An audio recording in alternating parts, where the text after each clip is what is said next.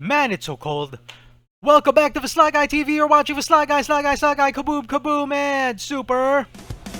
Kaboom, oh yeah, Kaboom, oh yeah. Here we go, here we go. It's the fire, it's the phoenix, it's the lightning helix rising from the ashes, crashing on right down, dealing all the damage and gaining you the life. Oh, right back now. I have offended you again, so I guess this is the end. Because everybody knows you're such a snowflake and you're just quite upset at every single thing we said. Everybody knows it's all just in your head. Wasted, feeling, going, speaking. You know why you've crossed the line when I said that you were mine. Going, skiing, no hard feelings. Since you will not be my girl, this is the end of my own world.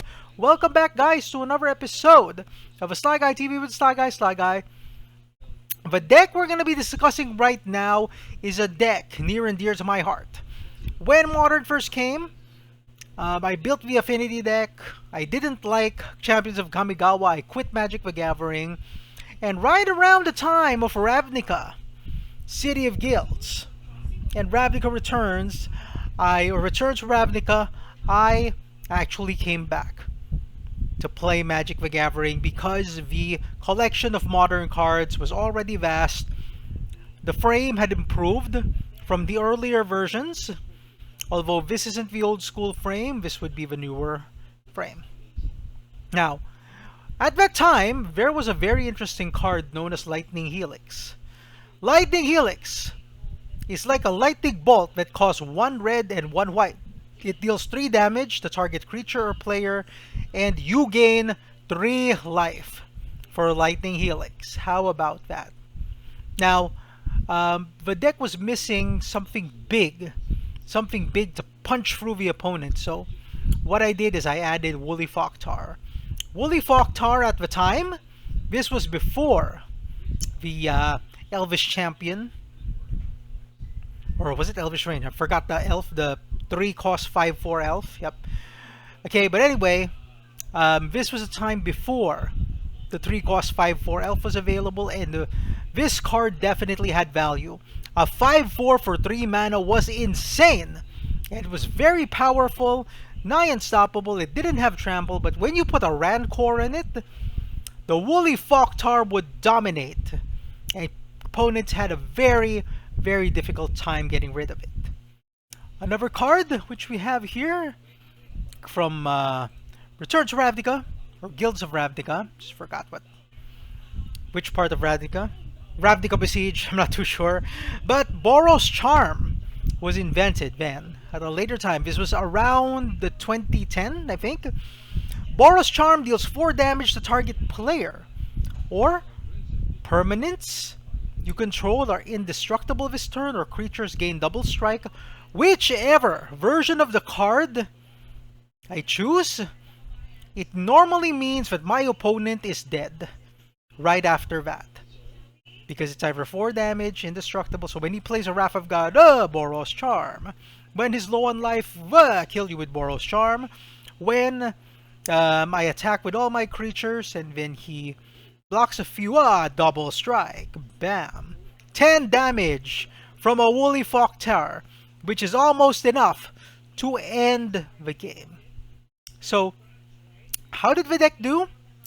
The deck did it, the deck used Naya Panorama at the time as a fetch land to fetch your mountain, your plains, and your forest.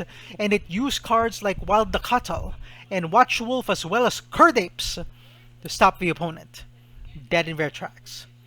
Now, what we're going to do is we're going to revisit the actual deck. But before that, let's have a look at the art of Woolly Foktar. I mean, look at that. Check that out. Isn't that an amazing card? Now, retro frames are coming back, and retro frames are more popular than the modern frames because old school players love the retro frames and love pre-modern. So, Very soon, another bold prediction I have for this year is we might actually be seeing a retro frame only set, like a retro frame master set, or a retro frame booster set, which has all cards in the retro frame. Retro Masters. Or maybe Retro Horizons. How about that, huh? Yeah, we can actually expect that real soon. So, enough talk. Now we shall go to the actual deck. This is the deck that I have. Woolly Foktar, ladies and gentlemen. Never played a tournament with a deck, but normally during casual FNM, this deck was super fast. It was lightning fast. So there the fetch lands, the Arid Mesa right now. Temple Garden, Shockland. So you might think, oh man, you got so many fetch lands, so many Shocklands, you're hurting yourself. Your life total gets pretty low. How do you recover? Well, the answer to that would be Lightning Helix. And normally, I'm damaging my opponent because I've got Lightning Bolts and Lightning Helixes and Boros Charms. So they're going to be taking more damage than me. And there's Wild Acatzel, Lightning Helix, like I said. And the Curd Apes, Laxo. And let's see. There's Spark Trooper, a 4-cost Ball Lightning. So it's a 6/1 with Trample and Haste, which makes me gain life whenever I attack. So that's how I gain my life back. Once my mana curve, or once the colors of mana I want are in play, I dominate with the Spark Trooper. Swords to Plowshares and let's see, what do you call that again? Path to Exile, sorry. Path to Exile eliminates their big creature threat. So even when I go against Tron, I can wipe out their super huge creatures with Swords to Plowshares and with the Path to Exiles. Spark Trooper, there you go. Trample Lifelink Haste, a beat of step, sacrifice Spark Trooper, but it's a 6/1 Haste Transfer. 2 red, 1 white, 1 colorless, man. So I have many ways of gaining life back. Even if I get damaged by the fetch lands, the shock lands, I have a lot of ways to gain back the life that I've lost. So with retro coming, reprints coming, everything in 2023, as evil investors dump all their reserve list cards and flood the market, Magic is only expected to become cheaper and more accessible for players.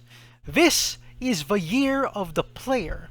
This is the year of the Magic the Gathering tournament player.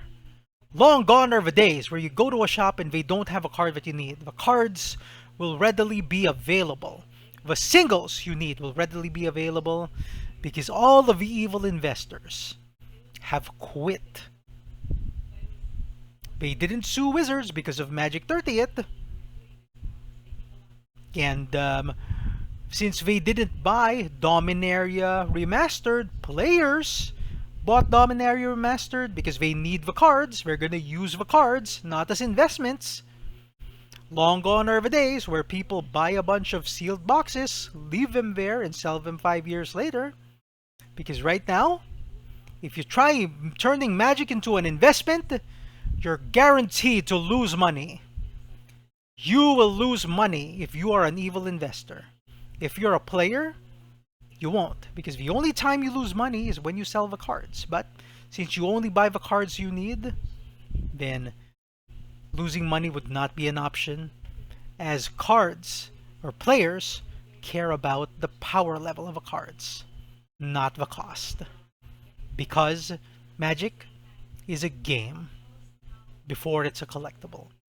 Once again, this is V, Sly Guy TV, the Sly Guy signing off, right? Kaboom, oh yeah! Kaboom, oh yeah! Here we go! Here we go! It's the Woktar! It's the Voktar! It's the Woolly Foktar! Woolly Foktar, and it coming right down! poorly fucked